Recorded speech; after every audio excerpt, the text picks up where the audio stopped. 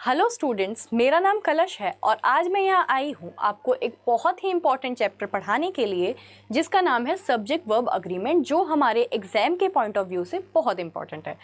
अब ये बहुत ही बड़ा चैप्टर है, तो इसीलिए मैंने यहाँ पर आपके लिए कुछ 20 रूल्स निकाल करके रखे हैं, जिनको अगर आप कर लोगे तो आपका पूरा का पूरा चैप्टर कंप्लीट हो जाएगा, कवर हो जाएगा। ओके, तो हम स्टार्ट करते हैं इन 20 रूल से। सबसे पहले, जैसे नाम से ही हमें पता लग रहा है, सब्जेक्ट वर्ब अग्रीमेंट के लिए हमें क्या पता होना चाहिए? हमें सब्जेक्ट पता होना चाहिए क्या होता है। दूसरी चीज़ हमें क्या पता होनी चाहिए? हमें वर्ब पता होनी चाहिए क्या होती है। अच्छा, सब्जेक्ट क्या होता है?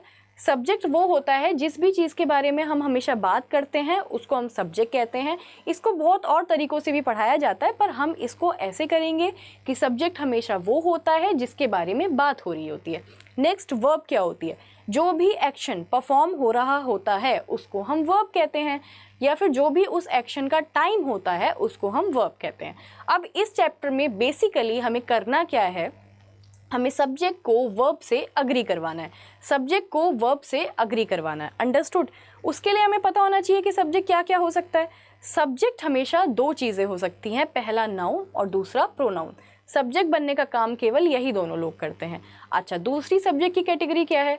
या तो सब्जेक्ट सिंगुलर हो सकता है या सब्जेक्ट प्लूरल हो सकता है। या तो सब्जेक्ट सिंगुलर होगा या प्लूरल होगा, ठीक है। अच्छा, अगर सब्जेक्ट सिंगुलर होगा तो हम वर्ब को उससे कैसे अग्री करवाएंगे? अगर सब्जेक्ट सिंगुलर होगा तो हम वर्ब को उससे सिंगुलर वर्ब लगा के अग्री करवाएंगे, और अगर सब्जेक्ट प्लूरल होगा तो हम वर्ब को उससे प्लूरल वर्ब लगा के अग्री करवाएंगे। आई होप आप सब समझ गए होंगे। तो हम अपने 20 रूल्स की तरफ अब चलते हैं। Okay, so rule number first here is subjects and verb must agree in number. Subject और वर्ब को अग्री करना होगा नंबर में। जैसा कि मैंने आपको बताया, अगर सिंगुलर सब्जेक्ट है तो सिंगुलर वर्ब लगाओगे। मान लो मैंने यहाँ लिखा काउ, अब यहाँ पे काउ क्या है? काउ एक सिंगुलर सब्जेक्ट है, ओके। और मैंने यहाँ पर ईट्स लगाया, तो ईट्स यहाँ पर क्या हो जाएगा? ईट्स यहाँ पर सिंगुलर वर्ब हो जाएगी। ध्यान रखेंगे, जब भी वर्ब में एस या ई एस आता है तो वो सिंगुलर होती है, और जब भी सब्जेक्ट में एस या ई एस आता है तो वो प्लूरल होता है, अंडरस्टूड। चलिए नेक्स्ट पे चलते हैं। नेक्स्ट आता है, don't get confuse bye the words that come between the subject and verb.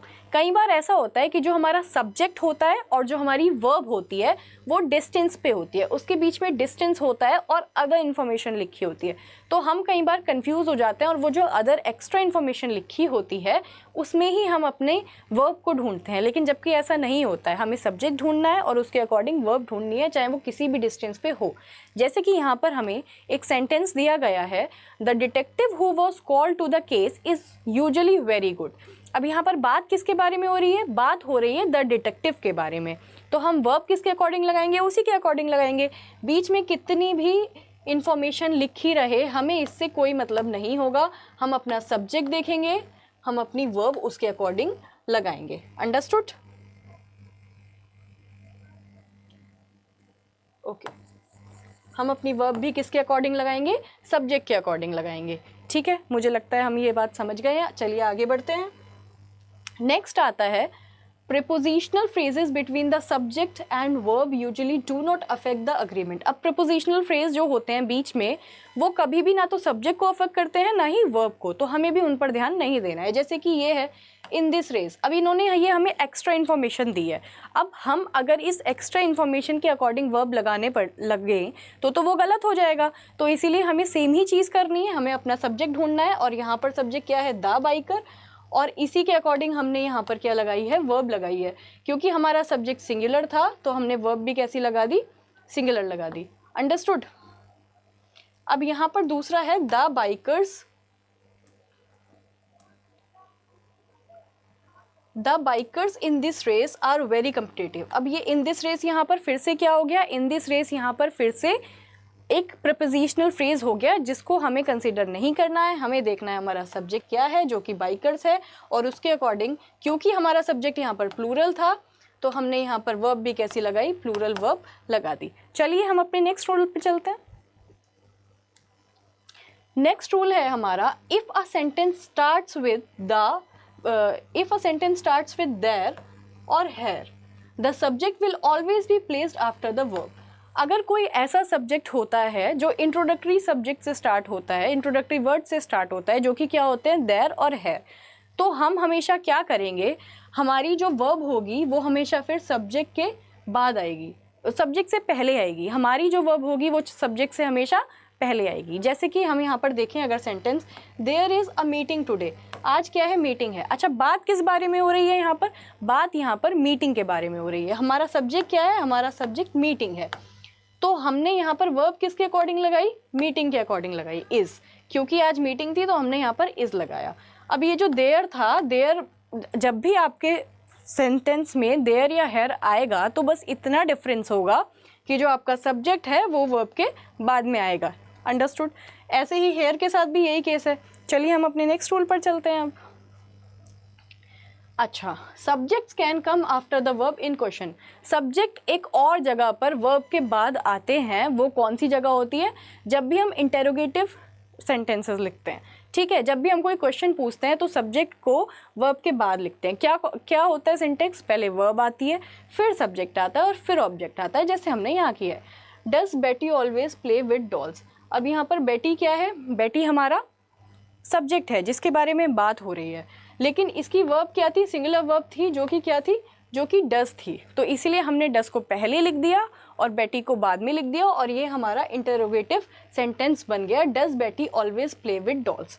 ऐसे ही नेक्स्ट सेंटेंस है, how are the Bosco sticks today. Okay, I think clear होगा। अब हम अपने नेक्स्ट रूल पर चलते हैं।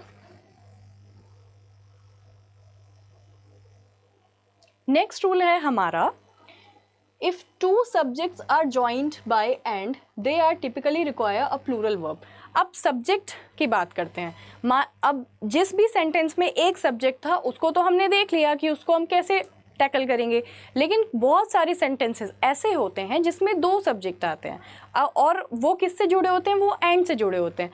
तो हमें उसमें वर्ब कैसी लगानी होगी, उसमें हमें वर्ब प्लूरल लगानी होगी।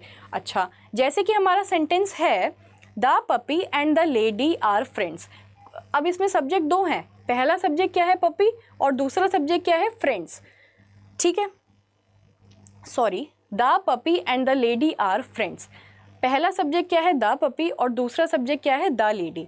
अच्छा, तो दो सब्जेक्ट एंड से जुड़े हुए हैं, मतलब दो सब्जेक्ट एंड से जुड़े हुए हैं, उसका मतलब क्या हो जाएगा कि हमारी वर्ब कैसी आएगी, प्लूरल आएगी, क्योंकि वो सब्जेक्ट भी प्लूरल हो गए ना, क्योंकि वो दो सब्जेक्ट थे। अंडरस्टूड। इसलिए हमने यहाँ पर क्या लगाया है, आर लगाया है, इज नहीं लगाया है, क्योंकि दो सब्जेक्ट्स थे। चलिए हम अपने नेक्स्ट रूल पे चलते हैं, और हमारा नेक्स्ट रूल है जो कि बहुत ही इंटरेस्टिंग है, if two subjects are separated by and refer to the same thing the verb is singular. अगर कोई भी दो सब्जेक्ट ऐसे होते हैं जो एंड से जुड़े होते हैं और लेकिन रेफर सेम चीज़ को कर रहे होते हैं, तो उसमें हम वर्ब कैसी लगाते हैं, सिंगुलर। ठीक है, हम इसमें सिंगुलर वर्ब क्यों लगाते हैं उसका रीज़न जानते हैं। Spaghetti and meat balls is a delicious disease, या फिर हम बोलें spaghetti and meat balls is my favourite pasta dish. Spaghetti और मीट बॉल्स क्या है, अब यहाँ पे क्या है, ये दो सेपरेट सब्जेक्ट्स लिखे हुए हैं लेकिन जुड़े किससे हैं, एंड से। तो हम यहाँ क्या लगाएंगे, सिंगुलर। क्यों लगाएंगे सिंगुलर, क्योंकि हम इसको एज अ होल रेफ़र कर रहे हैं, हम कह रहे हैं इन दोनों से मिलके जो डिश बनती है वो मुझे बहुत पसंद है और वो एक डिश है, इसीलिए हम यहाँ पर इज़ लगाएंगे। अगर मैं बोलूँ spaghetti and meatballs are sold here, तो स्पेगेटी और मीट बॉल्स का क्या आपस में कोई रिलेशन है, नहीं है। स्पेगेटी भी यहाँ पर मिलती है और मीट बॉल्स भी यहाँ पर बेची जाती है। तब हम क्या लगाएंगे, तब हम इज़ नहीं लगाएंगे, तब हम आर लगाएंगे, क्योंकि ये दो अलग अलग सब्जेक्ट हैं, इनको हम एज अ होल रेफ़र नहीं करेंगे। आई होप आपको समझ में आ गया होगा। चलिए हम अपने नेक्स्ट रूल पर चलते हैं। नेक्स्ट रूल है, if both subjects are singular and connected by or nor, neither nor, either or, and not only but also, the verb is singular. अच्छा, अगर कोई दो सब्जेक्ट होते हैं और दोनों ही सिंगुलर होते हैं और इनमें से कोई से भी वर्ड से कनेक्टेड होते हैं, चाहे वो और हो, नॉर हो, नीदर नॉर हो, ईदर और हो, नॉट ओनली बट ऑल्सो हो, तो हम उसमें कैसी वर्ब यूज़ करते हैं, हम उसमें सिंगुलर वर्ब यूज़ करते हैं। जैसे कि हम यहाँ पर एग्जाम्पल देख लेते हैं, सेली और बबा हैज़ स्टोलन द स्केयरक्रो। हमने यहाँ हैज़ क्यों लिखा है, क्योंकि ये भी हमारा सिंगुलर सब्जेक्ट था, ये भी हमारा सिंगुलर सब्जेक्ट था और किससे जुड़ा हुआ था, और से जुड़ा हुआ था। इसलिए हमने यहाँ पर क्या किया, हमने यहाँ पर सिंगुलर वर्ब यूज़ की, क्योंकि हमें पता है कि जब भी कोई दो सेपरेट सब्जेक्ट्स जुड़ते हैं इनमें से किसी भी वर्ड से, तो हम हमेशा उसमें सिंगुलर वर्ब यूज़ करते हैं। कोई भी दो सिंगुलर सब्जेक्ट जो एंड से जुड़े होते हैं और इन वर्ड्स के बीच में आते हैं, तो हम उनको ऐसे करते हैं। चलिए नेक्स्ट रूल पे चलते हैं। नेक्स्ट है if both subjects are plural and connected by the words. अच्छा, हमने जान लिया कि जब सिंगुलर वर्ड्स होते हैं तो हमें क्या करना होता है। अब अगर जो सब्जेक्ट है वो हमारे प्लूरल हों और इन वर्ड्स में से एक से जुड़े हों, तो फिर हम क्या करेंगे। वर्ड्स तो हमें पता है कौन कौन से हैं, और, नॉर, नीदर नॉर, ईदर और, नॉट ओनली बट ऑल्सो, यही वर्ड्स हैं, ठीक है। लेकिन अगर हमारी सब्जेक्ट्स प्लूरल है तो हमारी वर्ब भी कैसी आएगी, प्लूरल आएगी। जैसे कि मैं यहाँ पर बोलूँ कुकीज़ और brownies are nice treats for your teacher, ठीक है। तो यहाँ पर हमने आर क्यों लगाया, क्योंकि दोनों ही प्लूरल थे और से जुड़े थे। अगर मैं बोलती कि यहाँ पर कुकीज़ और यहाँ पर ब्राउनी है, कुकी और ब्राउनी, तो यहाँ पर मैं क्या लगाती, इस, क्योंकि ये दोनों ही सिंगुलर सब्जेक्ट और से जुड़े हुए थे। I hope I am clear to you. Let's move on to the next one. Next है if one subject is singular and one is plural and are connected by the words। अच्छा ठीक है, हमने दोनों सब्जेक्ट सिंगुलर पढ़ लिया, दोनों subject plural पढ़ लिया।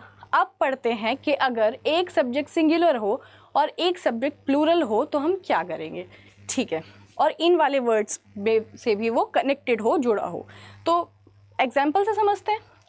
Either my sisters or my mom has sent me a present. या तो मेरी सिस्टर ने या मेरी मॉम ने मुझे क्या भेजा है, मुझे एक प्रेजेंट भेजा है। तो मैंने जब भी ऐसा होगा तो हम जो सब्जेक्ट होगी वो किसके अकॉर्डिंग यूज़ करेंगे, नियरेस्ट सब्जेक्ट के अकॉर्डिंग यूज़ करेंगे। किसके अकॉर्डिंग, नियरेस्ट वर्ब के अकॉर्डिंग। ओके देखते हैं। Either my sisters or my mom has sent me a present. अब यहाँ पर नियरेस्ट सब्जेक्ट क्या है मेरा, माई मॉम है। क्या है nearest subject, my mom. My mom कैसा सब्जेक्ट हुआ, सिंगुलर, इसलिए मैंने यहाँ पर क्या लगा दिया, हैज़। अगर मैं कहूँ कि यहाँ पर सिस्टर्स लिखा होता और यहाँ पर मॉम लिखा होता, तब मैं क्या करती, ईदर माई मॉम और सिस्टर्स। अब सिस्टर्स नियरेस्ट सब्जेक्ट फिर क्या बन जाता, फिर नियरेस्ट सब्जेक्ट सिस्टर्स बन जाता। और सिस्टर्स के अकॉर्डिंग क्या वर्ब लगती, सिस्टर्स के अकॉर्डिंग हैव वर्ब लगती। अंडरस्टूड। चलिए हम अपने नेक्स्ट रूल पे चलते हैं। ओके, तो ये बहुत ही सिंपल सा रूल है और ये आपको याद रखना ही होगा। Units of measurement usually use a singular verb. जब भी हम किसी स्पेसिफिकली यूनिट्स ऑफ मेजरमेंट को यूज़ करते हैं या रेफ़र करते हैं, तब हम हमेशा सिंगुलर वर्ब लगाते हैं। जैसे कि 6 gallons of paint was used on the house. 6 gallons use हुए थे, तो इसलिए हमने यहाँ पर वॉज लगाया, क्योंकि हम स्पेसिफिकली किसी चीज़ को रेफ़र कर रहे थे। नेक्स्ट भी ऐसे ही है। $5 is too much, $5 is too much for a cup of tea। अब यहाँ पर आप कहोगे ये तो प्लूरल है, ये प्लूरल तो है, पर स्पेसिफिकली मैं इसको रेफर कर रही हूँ एज अ होल बना के, इसीलिए यहाँ पर मैंने सिंगुलर वर्ब यूज़ करी है, प्लूरल वर्ब यूज़ नहीं करी है। $5 अमाउंट की बात हो रही है यहाँ, अमाउंट की। चलिए हम अपने नेक्स्ट रूल पे चलते हैं। नेक्स्ट रूल है collective nouns usually take a singular verb. Collective nouns जो होते हैं वो कैसी वर्ब लेते हैं, वो सिंगुलर वर्ब लेते हैं। ये तो हमने बेसिकली पहले भी पढ़ रखा है बहुत बार। चलिए, द हर्ड इज स्टैम्पेडिंग। जो हर्ड है वो स्टैम्पेडिंग है। तो यहाँ पर जो हर्ड है वो कैसा, वो क्या है, वो कलेक्टिव नाउन है। वो क्या है, कलेक्टिव नाउन है। I don't know what happened.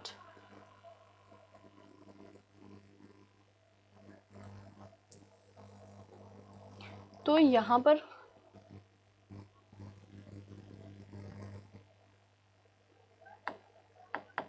Collective noun है, इसलिए हमने यहाँ पर क्या यूज़ करा, यहाँ पर हमने इज़ यूज़ करा, क्योंकि जब भी कोई कलेक्टिव नाउन होता है वो अपने बाद कैसी वर्ब लेता है, वो अपने बाद सिंगुलर वर्ब लेता है। क्या हम नेक्स्ट वाले पे मूव करें अब? Okay, so the 13th one is titles of the books, movies, novels etcetera are treated as the singular. जब भी कोई टाइटल हो किसी बुक का, किसी मूवी का टाइटल हो, कोई नॉवल हो, कुछ भी हो, उसमें हम हमेशा क्या करते हैं, उसको हम हमेशा सिंगुलर ट्रीट करते हैं, चाहे उसमें एस या ई एस लगा हो या ना लगा हो, उससे हमें मतलब नहीं है। हम उसे हमेशा कैसे ट्रीट करेंगे, सिंगुलर ट्रीट करेंगे। जैसे कि मैं बोलूँ holes was one of my favourite book, books.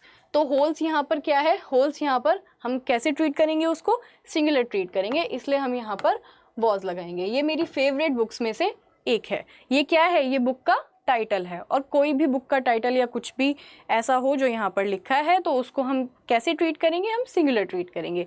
चलिए हम अपने रूल नंबर 14 पे चलते हैं। To infinitive separated by and take a plural verb.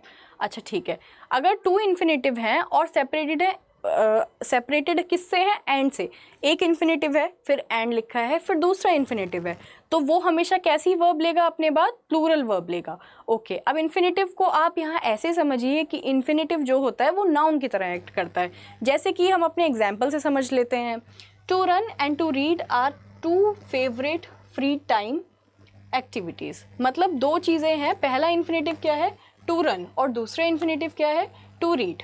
अब यहाँ पर दो इन्फिनेटिव भी हैं और एंड से भी जुड़े हैं, तो हम उसको कैसे ट्रीट करेंगे, प्लूरल ट्रीट करेंगे, और वर्ब भी कैसे लगा देंगे, प्लूरल लगा देंगे, इसलिए हमने आर लगाया यहाँ पे। Understood? Okay, 14th rule number पे चलते हैं।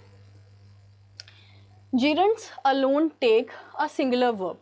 जिरंट्स जो होती हैं अगर वो अकेले लिखी गई हैं, अलग से लिखी गई हैं, तो वो हमेशा कैसी वर्ब लेती हैं, वो सिंगुलर वर्ब लेती हैं। जैसे कि यहाँ पर मैं एग्जाम्पल की बात करूँ तो यहाँ पर एग्जाम्पल दिया गया है, dancing is not something everyone can do as well as I can. अब यहाँ पे डांसिंग क्या है, एक जिरंट है। डांसिंग क्या है, यहाँ पर एक जिरंट है, तो इसीलिए हम यहाँ पर क्या यूज़ करेंगे, सिंगुलर यूज़ करेंगे, क्योंकि एक ही जिरंट की बात हुई है, यहाँ पे एक ही चीज़ है, डांसिंग की बात हुई है। अंडरस्टूड? लेकिन अगर मैं इसको ऐसे बोलूँ कि dancing and singing are my favourite hobbies, तो मैंने यहाँ आर क्यों लगाया, क्योंकि दो जिरंट थे जो कि किससे जुड़े हुए थे, एंड से जुड़े हुए थे, तो वो अपने बाद कैसी वर्ब लेंगे, प्लूरल वर्ब लेंगे। मुझे लगता है यहाँ तक आपको समझ में आ गया होगा। हम नेक्स्ट रूल नंबर पे चलते हैं। If the words each, every or no come before the subject the verb is singular. कोई भी ऐसा सेंटेंस है जिसमें ये तीनों वर्ड सब्जेक्ट से पहले आ जाते हैं, तो जो वर्ब लगेगी वो कैसी लगेगी, वो सिंगुलर लगेगी। जैसे कि हम एग्जाम्पल से समझ लेते हैं। ईच बॉय, अच्छा यहाँ पे सब्जेक्ट क्या है, बॉय एंड गर्ल यहाँ पर सब्जेक्ट है, लेकिन ये जो वर्ब है क्या ये बॉय एंड गर्ल के अकॉर्डिंग लगी है, नहीं, ये किसके अकॉर्डिंग लगी है, ये ईच के अकॉर्डिंग लगी है। समझ में आ गया? क्योंकि जब भी ईच आएगा तो हम वर्ब कैसी लगाएंगे, सिंगुलर लगाएंगे। Each boy and girl has to take the rest. Every frock, किसके बारे में बात हो रही है, फ्रॉक के बारे में और टोड के बारे में बात हो रही है, लेकिन वर्ब किसके अकॉर्डिंग लगाएंगे, एवरी के अकॉर्डिंग लगाएंगे, यानी कि सिंगुलर वर्ब लगाएंगे। अंडरस्टूड? आई होप ये आपको समझ में आ गया होगा, बहुत ईजी बात थी ये। चलिए नेक्स्ट रूल नंबर पे चलते हैं। Most indefinite pronouns take singular verbs. बहुत सारे ऐसे इनडेफिनेट प्रोनाउंस होते हैं जो कि डेफिनेट नहीं होते हैं, और उसके बाद वो अपने बाद कैसी वर्ब लेते हैं, वो अपने बाद सिंगुलर वर्ब लेते हैं। चलिए हम पढ़ते हैं वो कौन कौन से प्रोनाउंस हो सकते हैं। वो हो सकता है little, another, much, each, one, neither, either. ये अपने बाद हमेशा कैसी वर्ब लेते हैं, ये अपने बाद हमेशा सिंगुलर वर्ब लेते हैं। अगर मैं आपको सेंटेंस से पढ़ाना चाहूँ तो वो होगा एवरीबडी इज़ हैप्पी। एवरीबडी ये क्या है, ये हमारा एक इनडेफिनेट प्रोनाउन है। क्या है इनडेफिनेट प्रोनाउन, एवरीबडी। तो इसी के अकॉर्डिंग हमने क्या लगाई, वर्ब लगाई, क्योंकि हमें ये बात पता थी कि इनडेफिनेट प्रोनाउन के बाद में हमेशा कैसी वर्ब आती है, सिंगुलर वर्ब आती है। अच्छा, अब ये देख लेते हैं कि ये कैसे कैसे यूज़ होते हैं। अगर हमें वन के अकॉर्डिंग बात करनी हो तो someone, anyone, no one, everyone. अगर बडी लगा है, somebody, anybody, nobody, everybody. Thing है, समथिंग, एनीथिंग, नथिंग, एवरीथिंग। इसमें से कुछ भी आ जाए, हम हमेशा कैसे यूज़ करेंगे, हम वर्ब हमेशा सिंगुलर यूज़ करेंगे। कैसी वर्ब यूज़ करेंगे, सिंगुलर वर्ब यूज़ करेंगे। चलिए नेक्स्ट पढ़ते हैं।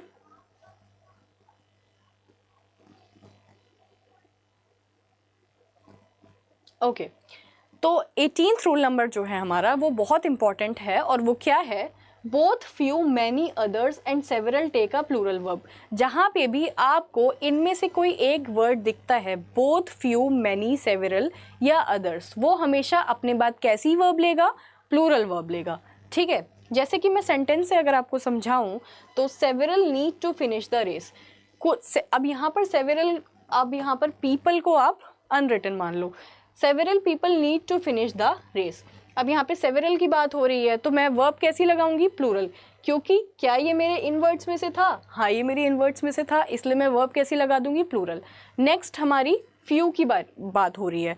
अब ये जो फ्यू है, आ फ्यू जो है, क्या ये इनवर्ड्स में से है, हाँ ये इनवर्ड्स में से है, तो हम वर्ब कैसी लगा देंगे, प्लूरल लगा देंगे, जो कि हमने लगा भी रखी है, जो कि क्या है, जो कि हैव है।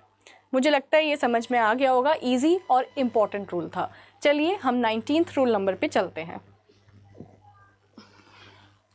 When the subject is all, any, more, most, none or some, this is the only time you must look at the object. अच्छा, अब यहाँ पर हमने जितना भी पढ़ा, हमने हमेशा किस पे फोकस किया था, हमने हमेशा सब्जेक्ट पे फोकस किया था, लेकिन ये पहली बार है कि हम किस पे फोकस करेंगे, ऑब्जेक्ट पे फोकस करेंगे। चलिए पढ़ते हैं कैसे। अच्छा, वो जिस ऑब्जेक्ट पे हमें फोकस करना है वो ऑब्जेक्ट होना कैसा चाहिए, वो एग्जैक्ट ऑब्जेक्ट होना चाहिए object of the prepositional phrase.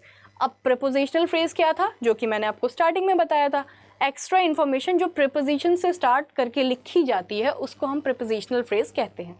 अब यहाँ पर क्या है, all of the chickens have laid eggs. अब यहाँ पर बात तो किसके बारे में हो रही है, बात तो चिकन्स के ही बारे में हो रही है ना, लेकिन ऑल ऑफ द इसका क्या है, प्रीपोजिशनल फ्रेज है। ठीक है, तो हम वर्ब किसके अकॉर्डिंग लगा देंगे, इस पूरे ऑब्जेक्ट के अकॉर्डिंग हम वर्ब लगा देंगे। Next, some of the milk has been spilled, तो हम वर्ब किसके अकॉर्डिंग लगा देंगे, सम ऑफ द मिल्क के अकॉर्डिंग लगा देंगे, जो कि हमने कैसी लगाई है, हैज़। और इसके बाद हमेशा कैसी वर्ब आती है, सिंगुलर। इसके बाद ऐसा कुछ स्पेसिफिक नहीं होता कि सिंगुलर वर्ब आए या प्लूरल, इसमें हमें देखना होता है look at the object of the prepositional phrase to determine whether it is singular or plural। अब ये जो पूरा फ्रेज है ये सिंगुलर है या प्लूरल है, ये हमें देखना होता है और उसके अकॉर्डिंग हम वर्ब लगा देते हैं। चलिए हम अपने लास्ट रूल नंबर पे चलते हैं और इस क्लास को ख़त्म करते हैं। फाइनल रूल है, remember only the subject affects the verb. हमें पूरे सब्जेक्ट वर्ब अग्रीमेंट में या पूरे ग्रामर में हमेशा ये ध्यान रखना होगा कि सिर्फ सब्जेक्ट है जो अफेक्ट करता है वर्ब को। जो वर्ब है वो हमेशा किसके अकॉर्डिंग चेंज हो सकती है, हमेशा सब्जेक्ट के अकॉर्डिंग चेंज हो सकती है। किसी भी प्रपोजिशनल फ्रेज के, किसी भी एक्स्ट्रा इन्फॉर्मेशन के अकॉर्डिंग कभी भी वर्ब को चेंज नहीं करना है। आई होप जितना भी मैंने पढ़ाया आपको सब समझ आया होगा। Thank you for being here.